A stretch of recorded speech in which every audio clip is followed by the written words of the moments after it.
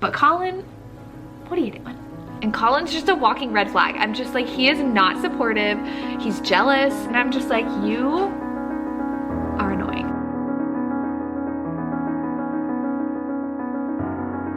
Hey guys, it's Jessica from Peace Love Books, and today I'm here with a new reading vlog that I'm very excited for. I'm going to be reading Romancing Mr. Bridgerton. I read this for the first time like 2 years ago, 3 years ago. I don't remember how long it's been now, but 4 years ago, whenever Bridgerton was like about to become a show, I did a read along with friends, and season 3 is finally coming out in the year 2024 in 2 different episodes. So, well, like days of episodes. And my friends Samantha and Christi were like, let's do a reading vlog and do a live show. So for Historical Hellions, our book club, we're doing a live show, and I have to read this book. I've started it on audio already, and I forgot a lot. I will say this is not my favorite. Colin is very annoying to me. I do like Penelope. And it's gonna be interesting rereading it after having seen the first 2 seasons of the show, because something's happened. Like the prologue of Romancing Mr. Bridgerton happened at the end of the show where he's like, I would never marry Penelope, and that happens in the book. And I was like, oh my gosh, I didn't even remember that happening in the book. And so it's just very interesting. I do know she loses weight in the book, but not in the show, which I appreciate her not losing weight in the show to have her happily ever after. But we'll see how this romance goes, because Colin's already complaining. He's like, Anthony's a Viscount, Benedict's an artist, what do I have? I was like, you're a rich third son who can do whatever you want, and you're complaining? Really? And so he's like jealous of Lady Whistledown, I know, and he wants to be a writer. Penelope is gonna go through some things. So I do love Lady Danbury doing her big, like, who is Lady Whistledown search in this book. So I don't know if they'll do that in the show, since they had Eloise try doing that in season 1 with the Queen, but we shall see. So I'm intrigued to see how this goes. I don't know if my rating will change. This, I think, is my second to least favorite of the books in the series. My least favorite being The Duke and I. So we will see. And we'll also see if we have any hint of Francesca and Michael. I'm gonna like literally lose it. If we have any hint of Eloise and Philip, I will lose it. So I'm more so excited for how they set the show up. We shall see. But yeah, I have to go mow the lawn, so I'm gonna be listening to more. And I did just see, though, they announced some songs, and Jealous by Nick Jonas is going to be in the 2nd episode, and I am literally freaking out because Nick Jonas is literally my favorite. So I'm very excited for that episode, and I will be listening so hard for that song. I cannot wait to see the context. But yes, that is everything. I am gonna go mow my lawn and listen to some more of this audiobook. These puppies are being the cutest. Hi, Bubby. Hi, I am here to update you on reading. So I am like three or 4 hours into the audiobook, and it's fine. Colin is just still being annoying, and like Penelope read his writing and she's like, you're actually really good, and he's like, oh my gosh, am I? So it's fine. Like, I'm just going along more so to see all the other characters, because we have like really funny scenes with Hyacinth and the Smythe Smith musicale, which I would die if they included that in the show. I love the Smythe Smith books, so I just love this whole world. I love Lady Danbury. I love, they even had Nigel in there, because I forgot one of Penelope's sisters actually married to Nigel Burbrook, which is not the case in the show. So and like Rosalind Landor is the narrator, and she is just like the queen of historical romance narrating, and it just like is so nostalgic. Brings me back to like Christmas time of like 2021, 2020, when I was just like consuming all the historical romances, and it's just like feeling very sad. I was like, I just miss this feeling. So I'm excited to read more. I will say I don't love a romance where the heroine has been pining the whole time and the hero is just like, well, you're just my friend and I've never seen you that way. I'm like, the hero should be the one pining, thank you. So I'm like kind of over that too with Colin. Like, he's a rich guy complaining about having no purpose in life. Like, go spend your money, stop complaining. And also Penelope's the one pining after him, and he has like nothing that he's struggling with other than his identity. So we'll see how it goes. But Miss Lily, we have a Lily. Yeah, Miss Darcy's over there causing all kinds of trouble. Are you gonna get in the bed? Oh, do I have to move my, I have to move my iPad. It's charging there. Yes. I am aware I do need to organize my yarn collection, but yeah, that's it.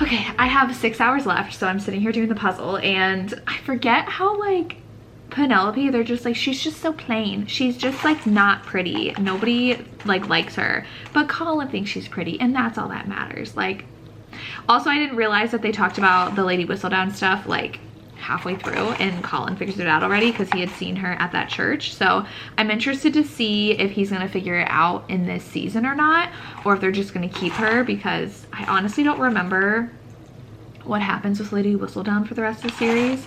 I remember having no idea until this book who she was. I thought it was Eloise, and so we'll see how the show tackles that, but I think it'd be fun if we did have, because she's just been so nasty the whole season, what's her name, Cressida, actually like claim that she's Lady Whistledown and see what happens there. But I don't know why, if they would have like Cressida need money, because that's why she does it, because she wants the money from Lady Tambury, like the prize money of who would discover who she is, and so that's why she's like, I am Lady Whistledown, I did it, so now I get your £1,000. So that'll be interesting.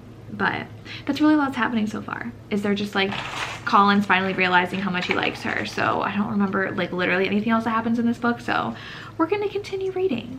Okay, so I am almost, I only have like 5.5 hours left, and I forgot about the whole like so first off, this is full of spoilers, by the way, they end up kissing, and then all of a sudden he just has an epiphany, like, we have to marry, obviously we have to marry. I'm like, okay, Colin, I feel like he's just the most, I don't know if it's impulsive of the brothers, but he definitely feels like the most immature of the 3 brothers that we've gotten so far. But it's hilarious, like her family is hilarious. I love how she like pokes fun at them and just like makes them absolutely ridiculous.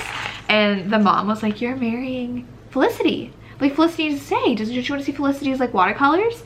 And meanwhile, he's like dragging Penelope with him. The mother is just, she's something else. But I do really like her. She's so different in the show, but I do like how they made her in the show. But she is just like over the top ridiculous in the book, and she's just a fun time. So yeah, but Colin, what are you doing? Hello everybody. So it is, I'm almost done with this audiobook, and I'm just like, what the heck with this book, because the rest of the series is so good. And I was chatting with Samantha and Christi, who are also doing vlogs for this book, so I'll link them down below. But I have like an hour and a half left. I'm literally home stretch, 30 minutes left of listening at my speed, and I'm just like, there's no iconic scene, there's no like anything that makes people excited for this book, because I'm thinking like the Pall Mall scene in book 2, or like, I guess the only one in this is like the carriage scene when they first get together, but even then there's like, the plot's pretty lackluster. I wonder if Cressida is going to be a big part of the show, because she's a huge part in this book, but it's just like, really, and nothing's exciting me. So, and Colin's just a walking red flag. I'm just like, he is not supportive.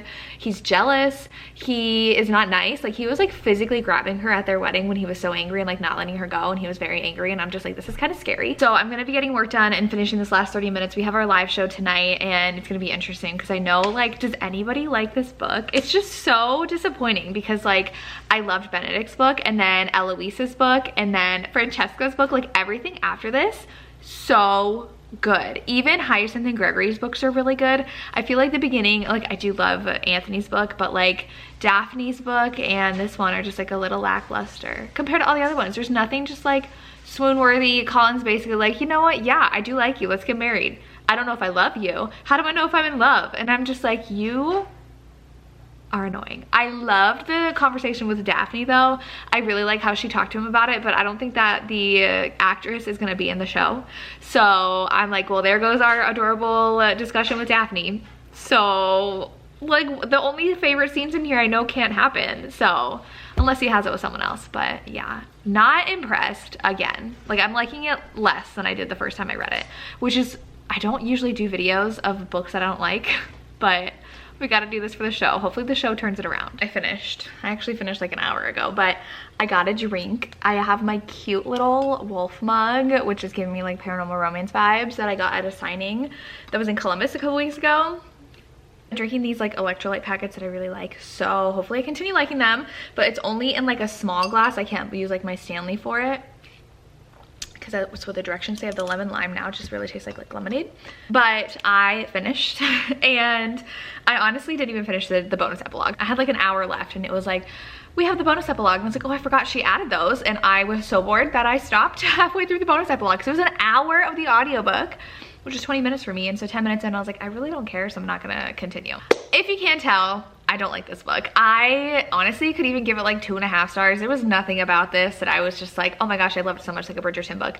There just like wasn't even a lot of like historical aspects of it either. Like nothing was that great. It was just Penelope pining and then Colin being annoying, whining the whole time, and then being like, you know what, maybe like I do like you. I don't know if I love you, but I like you. We're gonna make out, and then I'm gonna say, oh my god, we're getting married. I'm not even gonna propose. And then I'm gonna like rush into your house and tell your mom we're getting married. Like, this is so annoying. He's annoying. Like nothing he does is nice. He's super jealous and continues to be jealous of her. And then I'm like, you just support your wife. Like, and then he's like mad at her for being late to whistle down, but it's because he's jealous. He is like the worst hero out of the entire series. And like, how'd the same person write Michael? Like, there's no competition. So disappointing, but I'm very intrigued what the show's gonna do, because we also get stories of like everyone else. So like, who is the next show gonna be about season? Is it going to be Benedict? Are they gonna just skip Benedict and go with Eloise? Are they gonna combine Eloise and Benedict's season? I did see a TikTok where they said one of them is going to have a queer lead, so I don't know if they're gonna change Benedict's story to be a queer romance. I don't know if they do that with Eloise, especially because we have Philip in the show already. It could be a class difference maybe with Benedict, maybe. Since that's what his romance is, but I don't know. I have no idea what to expect. And like I said, I haven't watched literally any trailers because I just want to go in not knowing anything. So we'll see. I do love all of the interviews though with Nicola and Luke, because they have like the most adorable chemistry together, because they're genuinely just like such good friends and so comfortable with each other. So I feel like they are the perfect actors to play them in the show. But Colin's just my least favorite brother, my least favorite romantic hero in the show, so I don't know what we're gonna do. He did have a bit of a glow up this season, which I love, and it'll be fun to see Penelope like dressing really nice instead of in her like oranges and yellows that her mother always forced her to. But I'm wondering what will happen with like the Featherington drama, because I feel like that's been a lot. The season 2, I'm only 1 episode into my rewatch of season 2, so it's not gonna happen before tomorrow, but we'll see. Let me know if you've read this book and if you liked it, and what your ranking is of the Bridgerton books, because we all know that Francesca and Michael are #1. But I do love Eloise and Philip, so I'm excited to see if we see Philip in here or not. But those are my thoughts on this book. Let me know if you've read it and if you liked it, and definitely check out Christi and Samantha's vlogs. I will link them down below. I'm super excited to watch them, and that's all I have. As always, thank you so much for watching and have a good day. Bye.